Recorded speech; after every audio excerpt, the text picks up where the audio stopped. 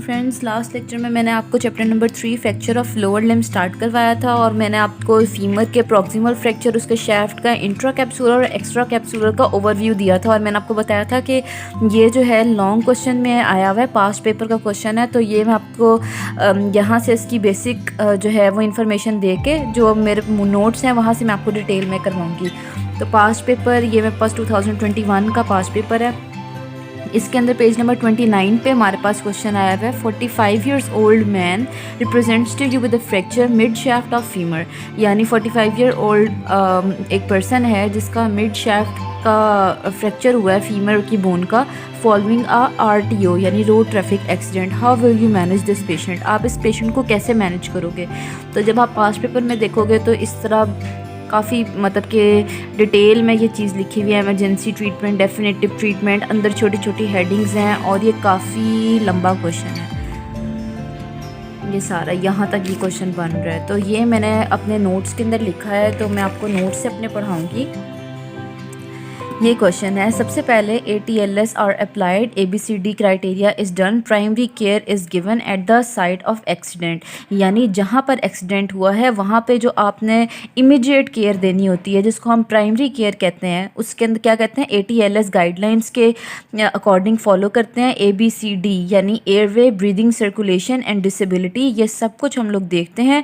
उसके बाद हम जब वो एम्बुलेंस आती है और उसको हॉस्पिटल लेके जाते हैं तो फिर क्या ट्रीटमेंट देते हैं, आगे से हम लोगों ने यहाँ करना है। इमरजेंसी ट्रीटमेंट क्या होगा, फ़ौरन आप बंदे को देखा, मतलब कि जब जैसे ही वो आए, रेस्क्यू आ रहे, उन्होंने traction with a splint is a first aid for the patient with a femoral shaft fracture. जैसे आपने पेशेंट देखना है जिसका फीमर का फ्रैक्चर हुआ होगा, उसको फ़ौरन क्या देना, सबसे पहले ट्रैक्शन देनी है, किसकी मदद से, स्प्लिंट की मदद से, थॉमस स्प्लिंट। अब कौन सा स्प्लिंट है हमारे पास, Thomas splint is ideal. A leg is pulled straight, यानी आपने लेग को बिल्कुल स्ट्रेट पुल करना है और उसको थ्रेड कर देना है around the ring of the splint. जो स्प्लिंट होगी उसकी रिंग के अराउंड आपने उसको थ्रेड कर देना है। Foot is tied with the cross piece, उसके साथ ही क्रॉस पीस होता है, वहाँ पर आपने फुट को टाई अप कर देना है, so as to maintain traction.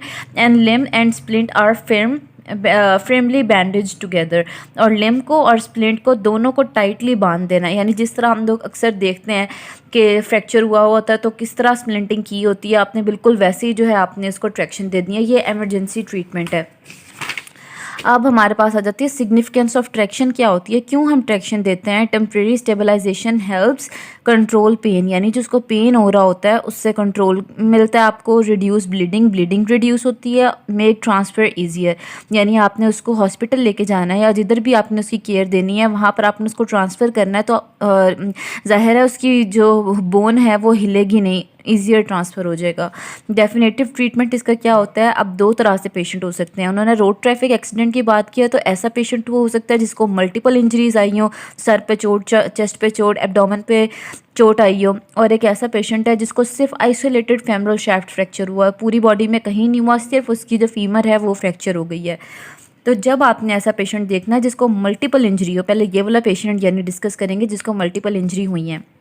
The association of femoral shaft with other injury, head, chest, abdomen, pelvis trauma leads to, यानी अगर मल्टीपल इंजर्ड पेशेंट है, अगर उसके चेस्ट में, हेड में, एब्डोमेन में, पेल्विस में कहीं भी ट्रॉमा है तो उसको और कौन कौन सी चीज़ों का खतरा होगा, फैट एम्बोलिज्म। ये पास्ट पेपर का बहुत इंपॉर्टेंट क्वेश्चन है, मैं साथ साथ आपको इस वजह से बताती हूँ ताकि आप इसको नोट कर लें। हमारे 2021 के अंदर ये हमारे पास क्वेश्चन आया था। ARDS यानी एक्यूट रेस्पिरेटरी डिस्ट्रेस सिंड्रोम, एकदम से उसको सांस का मसला हो सकता है, उसको सांस नहीं लिया जाएगा। जाहिर है मल्टीपल इंजर्ड पेशेंट है, फेमरल का शाफ्ट का फ्रैक्चर भी हुआ हुआ है जिसके अंदर ऑलमोस्ट 1000 से 1500 जो है लीटर ब्लड लॉस भी हो जाता है और मिलीलीटर।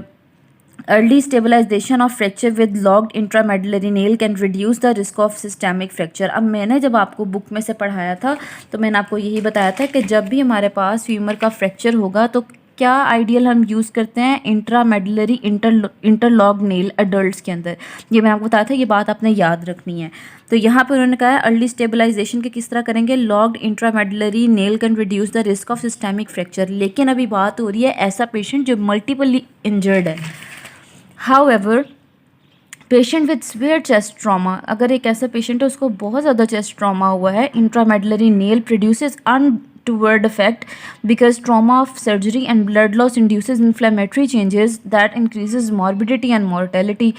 अगर एक ऐसा पेशेंट है जिसको सिर्फ शेफ्ट के अंदर फ्रैक्चर ही नहीं हुआ बल्कि उसको और भी मल्टीपल जगह पे इंजरीज आई हैं, तो अगर हम उसके ना इंट्रामेडुलरी नेलिंग का डिसीजन लेंगे तो वो उसके अंदर और हार्मफुल इफेक्ट क्रिएट कर देगा, क्योंकि हमारे पास surgery as it is trauma create करती है स्किन के ऊपर। अब इससे क्या होता है, हमारे पास ब्लड लॉस, जैसे ज़ाहिर है जब हम कट लगाएंगे, इंट्रामेडुलरी नेल इंसर्ट करेंगे, वहाँ से ब्लड लॉस होने का ख़तरा होगा। सर्जरी की एक अपना ट्रॉमा होता है, तो ये सारे चेंजेस क्या करेंगे, इन्फ्लेमेटरी चेंजेस क्रिएट कर देंगे। उसके चेस्ट की तरफ ज़्यादा से ज़्यादा इन्फ्लेमेटरी मीडिएटर्स प्रोड्यूस होंगे, जिससे मॉर्बिडिटी का और मोर्टेलिटी का यानी बीमारी का और मौत का रिस्क इंक्रीज़ हो जाएगा। इस फिनोमेना को क्या कहते हैं, अगर हमारे पास सर्जरी के ज़रिए इस तरह का ख़तरा प्रोड्यूस होने का चांस हो, यानी मॉर्बिडिटी और मोर्टेलिटी का चांस इंक्रीज़ हो जाए सर्जरी की वजह से, उसको कहते हैं सेकंड हिट। सेकेंड हिट क्या होता है, it is refer to the second episode of trauma on the patient. यानी फर्स्ट एपिसोड कब हुई, at the time of accident. Second हमारे पास एपिसोड कब हुई ट्रॉमा की, at the time of surgery. That's why patient with severe chest trauma prompt stabilization with external fixators may be wise। यानी कोई ऐसा पेशेंट जिसके ना severe chest trauma है, बजाय ये आप इंट्रामेडुलरी नेलिंग का डिसीजन ले, आपको चाहिए कि आप एक्सटर्नल फिक्सेटर्स के ज़रिए वक्ती तौर पे उसका जो फ्रैक्चर है उसको स्टेबलाइज़ कर दें। और जैसे ही आपके पास थोड़ा सा पेशेंट की कंडीशन स्टेबलाइज हो, फिक्सेटर्स को एक्सचेंज कर दें इंट्रामेडुलरी नेल्स के साथ, क्योंकि ज़ाहिर है फिक्सेटर्स के साथ इन्फेक्शन होने का ज़्यादा ख़तरा होता है। तो जब आपको पता चले कि पेशेंट की कंडीशन थोड़ी स्टेबलाइज हो गई है, तो आप फिक्सेटर्स को रिमूव करके इंट्रामेडुलरी नेल को इंसर्ट कर दें। अब ये क्या, कब हम लोग करते हैं, टाइमिंग क्या होती है कि एक्सटर्नल फिक्सेटर से हम इंट्रामेडुलरी नेलिंग पे आए, तकरीबन 1 हफ़्ता लगता है, यानी 5 to 7 डेज़ लगते हैं, जब पेशेंट की बॉडी में इंटरल्यूकिन 6 का लेवल, प्रोसाइटोकाइनिन्स का लेवल डिक्रीज़ कर जाए।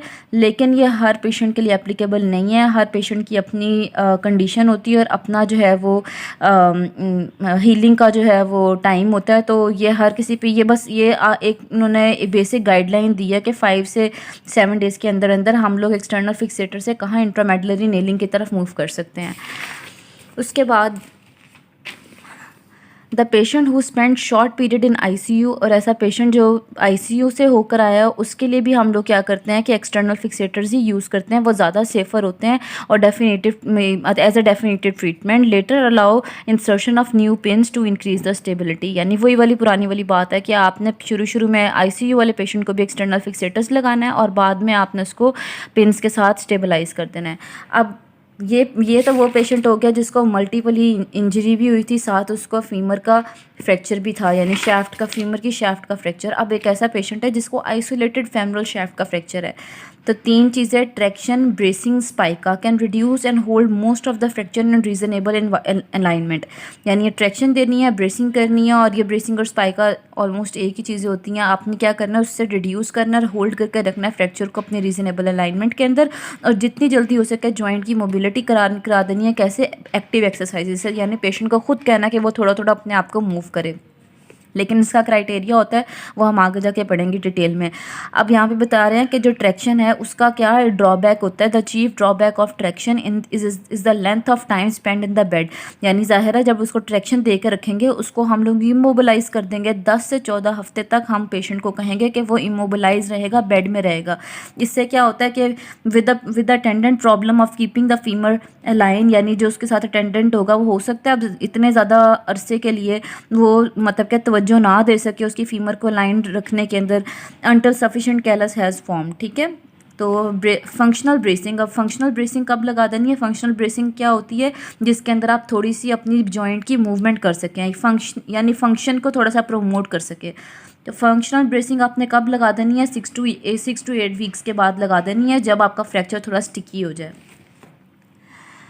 Adult and older adolescents require traction 8 to 10 kg over pulley at the foot of the bed. Thomas Splint's and Perkins traction is used. ये दो आपको ट्रैक्शन बता देनी है कि ये यूज़ होती है और कितनी ट्रैक्शन के अंदर आपने वेट दिए रखना है. ज़ाहिर है ट्रैक्शन के लिए वेट की ज़रूरत पड़ती है ताकि खिंचाव जो है उसका खिंचाव के ऊपर थोड़ा सा टांग पे वजन रहे, खिंची रहे. तो उसके लिए 10 to 8 kg अडल्ट और ओल्डर एडोलेसेंट्स को दे के रखनी है. Exercise begin as soon as possible. जितनी जल्दी हो सके आपने एक्सरसाइज को बिगेन कर देना है. Once the fracture is sticky, एक दफ़ा स्टिकी हो जाए, यानी कब तक स्टिकी होता है, 8 वीक्स के अंदर अंदर स्टिकी होता है. यहाँ पीछे भी लिखा हुआ है 6 to 8 वीक्स के अंदर स्टिकी हो जाता है हमारा फ्रैक्चर. स्टिकी होने का क्या मतलब होता है, उसके अंदर सॉफ्ट कैलस की फॉर्मेशन होने लग जाती है. Traction can discontinue and patient allow partial weight bearing. आप क्या करेंगे, ट्रैक्शन को डिसकंटिन्यू कर देंगे और आहिस्ता आहिस्ता पेशेंट की partial weight bearing, complete weight bearing नहीं, पार्शल वेट बेरिंग कराना शुरू कर देंगे. For fracture in upper half of the femur, ये जो अपर हाफ होती है फीमर के, अगर वहाँ पर फ्रैक्चर होता है प्लास्टर स्पाइका सेफेस्ट है, और अगर लोअर हाफ में हो तो cast bracing is safest. This type of protection is needed until the fracture is consolidated around 16 to 24 weeks. यानी 24 हफ्तों तक, जब तक आपका फ्रैक्चर कंसोलिडेट यानी सख्त नहीं हो जाता, तब तक आपने इनके साथ प्रोटेक्शन करके रखनी है, प्लास्टर स्पाइका के साथ, कास्ट ब्रेसिंग के साथ. अब क्या क्या ऐसी चीज़ें हैं जो कि फ्रैक्चर को रिड्यूस करने में और स्टेबलाइज करने में हेल्प करती हैं. वही वाली पुरानी बात है, प्लेट्स एंड स्क्रूज यूज़ कर सकते हैं. MIPO, MIPO ये यूज़ कर सकते हैं. ये नई टेक्नोलॉजी है, ये मैं आपको बताती हूँ. इसका मिनिमली इन्वेसिव प्लेट्स होती हैं. ये हम आगे पढ़ेंगे डिटेल में. इंट्रामेडुलरी नीलिंग मैंने आपको बताया था कि मेथड ऑफ चॉइस होती है, और एक्सटर्नल फिक्सेटर्स उनमें यूज़ करते हैं. जिनको चेस्ट ट्रॉमा वगैरह हो रहा हो तो उसको हम लोग इंट्रामेडुलरी नीलिंग की तरफ नहीं लेकर आते हैं, एक्सटर्नल फिक्सेटर्स की तरफ ले आते हैं. All are used in fracture of femur, यानी ये चारों के चारों फ्रैक्चर ऑफ फीमर के अंदर यूज़ होती हैं. सबसे पहले स्क्रूज एंड प्लेट्स पढ़ेंगे. बहुत आसान है. Plating is easy way of obtaining accurate reduction and firm fixation. यानी अगर आपने एक्यूरेट रिडक्शन करनी है और बिल्कुल सख्त फिक्सेशन करनी है, फ्रिम फिक्सेशन हो, तो आप क्या यूज़ करो, स्क्रूज एंड प्लेट्स. कॉम्प्लिकेशन इसकी क्या होती है कि इसके लिए आपको बहुत लंबा कट लगाना पड़ता है और पूरी फ्रैक्चर की साइड को एक्सपोज करना पड़ता है. And perfect anatomical reduction of all bone pieces, सारी बोन की पीसेस की परफेक्ट आपने रिडक्शन करनी होती है. Such extensive surgery damage healing potential and implant failure. अब इतनी बड़ी सर्जरी, एक तो उसको वैसे ही फीमर का फ्रैक्चर हुआ हुआ है, दूसरा अगर आप इतना बड़ा कट लगा के उसके अंदर स्क्रूज एंड प्लेट्स लगाएंगे तो ज़ाहिर है जो पेशेंट है उसकी हीलिंग पोटेंशियल डिक्रीज़ होगा, डैमेज होगा और इम्प्लांट फेलियर होगा. जब उसका अपना जो है वो, जब उसकी अपनी जो है क़ुव्वत मुदाफ़त इन्वॉल्व नहीं होगी तो वो किस तरह जो है फ्रैक्चर को हील करेगा. फिर हमारे पास है MIPO, minimally invasive plates osteosynthesis. इसके अंदर क्या होता है, ये बिल्कुल प्लेट्स एंड स्क्रूज है लेकिन इसकी एडवांस फॉर्म है. इसके अंदर ये होता है कि यहाँ जो प्लेट्स एंड स्क्रूज हैं ये लगती है बिल्कुल पेरियोस्ट्रियम के साथ, यानी हड्डी जो है बोन की आउटर लेयर के साथ जाके लगती है. लेकिन ये कहाँ पर लगती है, हमारे पास सब मस्कुलर प्लेन के अंदर, यानी मस्कुलर से जो नीचे वाला प्लेन होता है, मसल्स जहाँ पर होते हैं उससे नीचे वाले प्लेन के अंदर लगती है. डी पेरियोस्ट्रियम में नहीं लगती. डी पेरियोस्ट्रियम में ये वाले लगते हैं डायरेक्ट. इससे क्या होता है कि ये इनडायरेक्ट क्लोज रिडक्शन कहलाती है. फ्यूअर स्क्रूज आर यूज्ड, कम स्क्रूज यूज़ होते हैं at the end of the plates, और जो स्क्रूज होते हैं सिर्फ एंड ऑफ द प्लेट्स पे यूज़ होते हैं. यानी यहाँ पे 2 यूज़ हो जाएंगे, यहाँ पे 2 यूज़ हो जाएंगे. और जो दूसरी स्क्रूज एंड प्लेट्स हैं उसके ना तो ऐसे ऐसे करके सारे बने होते हैं ना स्क्रूज के लिए.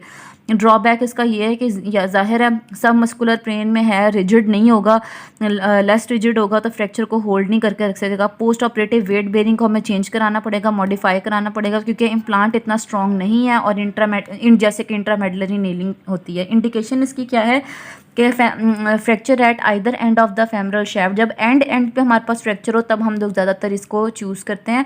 शैफ्ट फ्रैक्चर इन ग्रोइंग चिल्ड्रन के अंदर, यानी ग्रोइंग चिल्ड्रन में हम लोग यूज़ करते हैं, और जहाँ पर वेस्कुलर इंजरी हो गई हो वहाँ करते हैं. लास्ट हमारे पास है इंट्रामेडुलरी नेल्स. लास्ट नहीं, इसके बाद एक्सटर्नल फिक्सेटर्स भी है. It is a method of choice for most femoral shaft fracture. Detail of using intramedullary nail. अब हमारे पास क्या होता है, रीम नेल होते हैं और अनरीम नेल होते हैं. रीम नेल क्या होते हैं, बेटर होते हैं अनरीम नेल से. इनकी size of nail should be size of the medullary isthmus, यानी जितनी हमारे पास मेडुलरी कैविटी होती है, इथमस होती है, उतना ही नेल का साइज होना चाहिए. स्मॉल नेल से क्या होगा, lead to need of revision of the surgery. अगर छोटा नेल डाल देंगे तो ज़ाहिर है सर्जरी दोबारा करनी पड़ जाएगी. Consider alternative method of fixation of isthmus is so narrow use nail of sufficient length, यानी आपने अगर इथमस बहुत ही पतली है, यानी एक बच्चा आता है उसकी हड्डी बिल्कुल पतली है, उसकी छोटी सी मेडलरी पतली सी मेडलरी कैविटी है, तो आपको चाहिए कि आप इंट्रामेडलरी नेलिंग की तरफ ना जाएं, किसी और फिक्सेशन के मेथड को चूज़ करें और हमारे पास use nail of sufficient length यानी जिसकी लेंथ सफिशेंट हो वो यूज़ करें। अब इसको कैसे कैसे डालते हैं, एंट्रोग्रेड इंसर्शन करते हैं यानी ऊपर से प्रॉक्सिमल फीमर से डालते हैं, और रेट्रोग्रेड यानी नीचे से यानी जो नी वाली साइड है उसे डालते हैं। Associated with the knee pain, ज़ाहिर है हमारे पास थाई पेन, ऊपर से थाई होती है तो थाई के अंदर पेन हो सकता है, and it is associated with the knee pain. ये नीचे से डाल रहे हैं नी वाली साइड पे तो नी के अंदर पेन आ सकता है, लेकिन ज़्यादातर हम लोग 20% के अंदर नीचे से ही डालते हैं। But both are equally effective, दोनों का एक जैसे ही काम होता है। The fracture usually heal within 20 weeks and complication are low. 20 हफ्तों के अंदर फ्रैक्चर हमारा जो है वो हील हो जाता है और इसकी कॉम्प्लिकेशन बहुत कम होती है। Open medullary nailing has perform when facilitate for close nailing are lacking. आपको ओपन मेडलरी नेलिंग करनी पड़ती है अगर आपके पास फैसिलिटी नहीं है क्लोज नेलिंग के लिए। और इसका प्रोसीजर क्या होता है, limited lateral exposure of femur is made. Open के लिए क्या होता है कि आपने lateral side of the thigh से एक्सपोज करना होता है, कट लगाना होता है, और fracture is reduce and guide wire is pass, और वहाँ से आपने गार्ड वायर डालनी होती है। लास्ट पे एक्सटर्नल फिक्सेटर है हमारे पास, कब करते हैं, जब स्पेयर इंजरी हो। Manage of the patient with the multiple injury when there is spare bone loss during the bone transport. Bone को ट्रांसपोर्ट करते हुए बहुत ज़्यादा बोन लॉस हो जाए तब भी आपने क्या करना है, एक्सटर्नल फिक्सेटर्स लगाने हैं।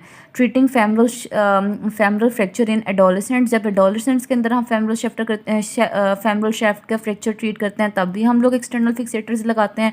और इसका प्रोसीजर क्या होता है, ये बिल्कुल इंट्रामेडलरी नेलिंग की तरह होता है। Legs exposure of the fracture and axle movement is applied. अब ये मैं आपको सारी डिटेल में दिखाती हूँ कि ये किस तरह हम लोग करते हैं और इसकी सिग्निफिकेंस क्या होती है कि कैलस इंक्रीज इन वॉल्यूम, जल्दी कैलस बढ़ जाता है, क्वांटिटी में भी क्वालिटी के अंदर भी। अर्ली कंसोलिडेशन, जल्दी बोन सख्त हो जाती है इसका, लेकिन ड्रॉबैक ये होता है कि पिन लूजनिंग हो सकती है, और बहुत बड़ा ड्रॉबैक ये है कि इन्फेक्शन की बहुत फेवरेबल साइड बन जाती है।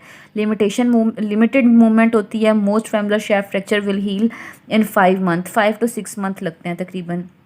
और अगर ओपन फ्रैक्चर हो, open fracture carefully assessed for skin loss, कितनी स्किन लॉस, कितना वूंड कंटेमिनेटेड है, कितनी मसल की स्कीमिया हो चुकी है। Patient start antibiotics, wound should be cleanse, यानी पेशेंट को फटाफट आपने एंटीबायोटिक लगा देनी है, उसका जो ज़ख़म है उसको साफ़ करना है। Contaminated areas and dead tissue सबको डिब्राइड कर देना है। डिब्राइड करने का मतलब है यानी साफ़ कर देना। ज़ाहिर है वो रोड ट्रैफिक एक्सीडेंट का पेशेंट है, तो अगर उसको ओपन वूंड हुआ है, यानी उसकी सारी खुल गई है जगह, और फ्रैक्चर भी हुआ है, तो उसकी जो जगह है सारी साफ़ करेंगे, डिब्राइड करेंगे।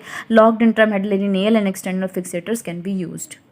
और इसके अंदर हम लोग ये दो जो है वो चॉइस करेंगे। होप आपको समझ आ गई होगी, और ये इतना बड़ा जो है वो पास्ट पेपर का क्वेश्चन आपको आसानी से इस नोट से समझ आ गया होगा।